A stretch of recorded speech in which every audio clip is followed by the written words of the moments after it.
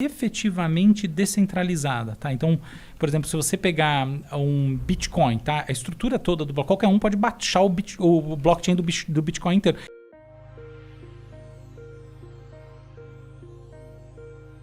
Produtos chineses pirateados, pirataria de origem chinesa, na verdade não só chinesa, né? A pirataria asiática era um fenômeno do Ocidente, tá bom? Não vai considerar que lá na China as coisas funcionam igual. O que existe, é uma coisa muito interessante de se pensar, é que há uma tradição da cópia na China, tá? É outro assunto, totalmente diferente. Então, por exemplo, no Japão, uma diferença estética entre a China e o Japão é que no Japão a criação artística ela é muito valiosa. Enquanto na China, a capacidade de você fazer uma cópia perfeita tem valor intrínseco. Então existe mesmo uma tradição disso. Se você conseguir ser um bom copista, é considerado assim, algo muito elevado. E o que eu acho que é muito legal, tá? Porque eu acho que é muito difícil você copiar. Vai lá copiar a Mona Lisa idêntica pra você ver.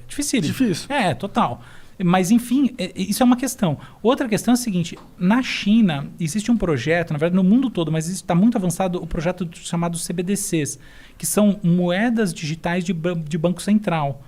A propósito, até escrevi disso na minha coluna lá no UOL, é sobre, o que é isso aí? É um ativo digital, pensa no Pix, agora pensa na verdade em toda a estrutura bancária usando uma moeda que é digital como se fosse o Pix, entendeu? Então, isso na prática é como uma cripto do governo. Então, por exemplo, você faz todas as transações com essa moeda que não existe, ela não tem papel moeda, entendeu? Ela não tem essa outra correlação. Essa cripto é descentralizada também, no caso do governo chinês? Não, no caso do governo chinês, no momento não, tá? Entendi. Por quê? Na verdade, ela vai ser, mas ela não vai ser totalmente. É o seguinte, você tem dois tipos de estruturas de blockchain mais convencionais. Um é a moeda efetivamente descentralizada, tá? Então, por exemplo, se você pegar um Bitcoin, tá? A estrutura toda do blockchain, qualquer um pode baixar o blockchain do Bitcoin inteiro. É claro que ninguém faz isso, tá bom? Porque são muitos gigas, não tem sentido. Mas, teoricamente, você pode.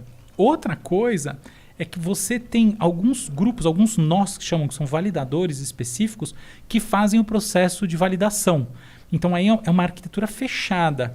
A moeda de Banco Central, o CBDC chinês, ele vai ser com essa característica. Então, ele não é uma moeda totalmente descentralizada, mas ele tem nós. É como, por exemplo, a Libra do Facebook, ou na verdade o Libra do Facebook, que é essa moeda que não saiu, mas uma hora vai acabar saindo, que tem como nós algumas, na época em que ela estava realmente em alta, tinha PayPal, tinha... Enfim, os nós ou validadores eram empresas que pagaram 10 milhões de dólares para ter esse poder de fazer isso, de fazer essa validação. Por quê? Porque na validação elas cobram taxa. Uhum. Então, na verdade, é uma transação econômica. Entendi. Mas voltando àquela questão da China, o que acontece? A China, sim, não sei se foi o que você mirou, mas você acertou uma coisa muito importante, que a China, de fato, tem uma resistência muito grande a cripto no momento, tanto que as operações de cripto estão bastante prejudicadas na China por causa dessa competição com a própria moeda estatal que na verdade, no certo sentido, ela já foi lançada, mas ela só não teve um rollout suficientemente forte. Porque eles estão com medo que essa vá ser a cripto que bombe lá e eles estão investindo numa cripto que não vai bombar tanto. É isso? Eu diria que é o contrário, tá? O tipo cripto deles sempre vai bombar totalmente. É só que eles querem que seja 100% e não 99,9%, entendeu? Entendi. Eles não querem nenhum tipo de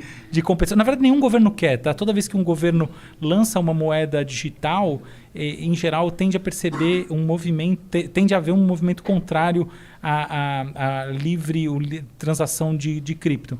Então, por exemplo, se a gente for ver, até não precisa nem chegar tão longe, mas por que o mercado de cripto decresceu muito no mundo? Por causa do aumento das restrições nos Estados Unidos. Por quê?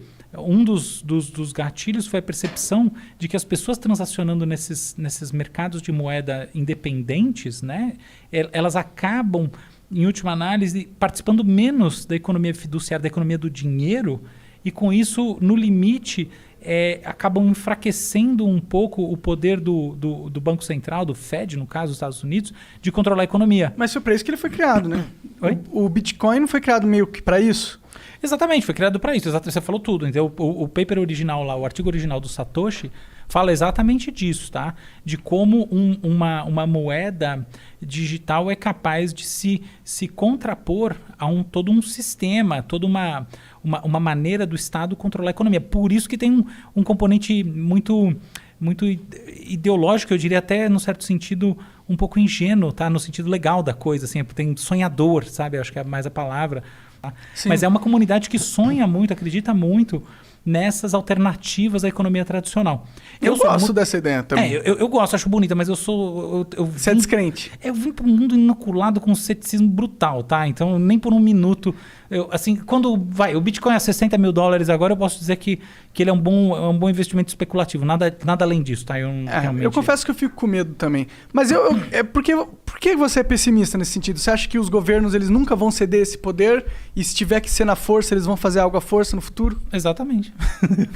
Você falou tudo, Monark. Exata e puramente isso, tá bom?